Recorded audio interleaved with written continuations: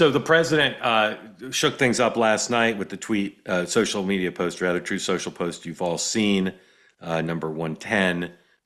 Macron suggested there were going to be peace talks, and the president put on True Social, no, everybody should be getting out of Tehran. Stay tuned. Much bigger than a ceasefire. Then last night on the plane flying back, he talked to the press. This is the president on 107, please. Are you open to negotiating with the Iranians right now, or do you want to wait? I don't know. I've been negotiating. I told them to do the deal. They should have done the deal. Their cities have been blown to pieces. They've lost a lot of people. They should have done the deal. I told them do the deal. So I don't know. I'm not too much in the mood to negotiate now. All right, Israeli Defense Minister this morning 113.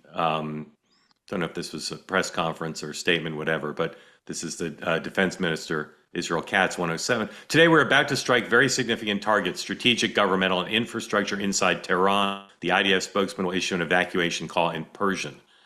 There are over 10 nuclear targets in the Tehran area. We're on the verge of destroying them. Fordo is also a matter that will certainly be addressed. That's, of course, the nuclear facility that is widely believed to be not destroyable by the Israelis, but would require American B-52s and bunker-busting bombs. I believe that unless Iran surrenders in the next 48 hours, the United States, in conjunction with Israel, will engage in military action. Dan, where are you? Yeah, it certainly seems like it. I mean, you wonder, is that psychological kind of warfare against the Iranians to cave or to throw them off because they're going to go somewhere else?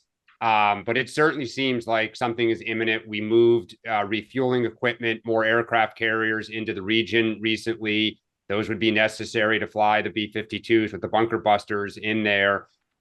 And this is a historic moment. I mean, you're seeing both parties, the kind of progressive wing is starting to say, like, oh my God, what are we about to do? The Tucker Carlson wing and Marjorie Taylor Greene saying this is not America first.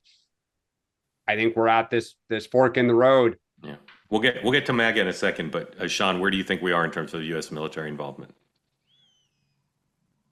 I would say we're leaning towards involvement. The president, when he says he wants a deal, people need to understand that he truly does that. That is where his head's at. I think he does. He is not a fan of destruction and bombing and going into wars. It's antithetical to everything that he believes. But I think the $1 million question is, are we past that point of no return where he kind of indicated last night? I still believe that this is a negotiating tactic.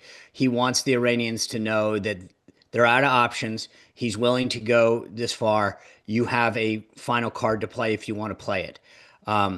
That's where I firmly believe his head is at, that he wants this deal to happen. He does not want this because he understands there's a lot of potential consequences and outcomes from dropping a bomb of this nature. I think the bigger question, we talked about it yesterday, is are the Israelis giving him assurance about what a regime change would look like, who would manage it, all that kind of stuff, because it goes back to the Pottery Barn saying of who, if you break it, you own it. And I think he's very reluctant to do that. And this is where I think people don't appreciate the fact that, like, this is 80% negotiating tactic by him to get them back to the table. But we are at a point where I think he's expressed it well. He gave them a bunch of opportunities to take a deal. They insist on having nuclear capabilities, quote unquote, for commercial purposes, which is ridiculous. And so this is one of those moments that I think a lot of people, both Israel and others, including many in our own country, are saying to seize this moment, get rid of them. Yeah. I think the challenge, though, is he may want a deal still in his bones, but I don't think Netanyahu does in any way. Oh, yeah. It is 100%. He's the only one. You're absolutely right. I think that's the problem. And I said this yesterday. I think this has gone so well for Israel. They are so dominant right now. They are so on a front foot. They control the skies over Iran. They've knocked out they believe they've completely knocked out their air defenses. They're decapitating the leadership. I think the problem for Trump now is, can you really get in front of this train? Can you really get? I mean, obviously they need our help, but I think the public pressure now to go for the kill is so overwhelming that I think Trump's getting kind of dragged into this. Yeah, the other Yeah. piece of it is all the reporting in the Wall Street Journal and elsewhere about what the Iranians are saying. Yeah. It's weak tea. They're not offering to surrender. They're not offering to give up the nuclear program. They're just saying, get Israel to stop bombing us and let's talk. You'll recall that James Baker met with Tariq Aziz shortly before the Gulf War for one last check-in.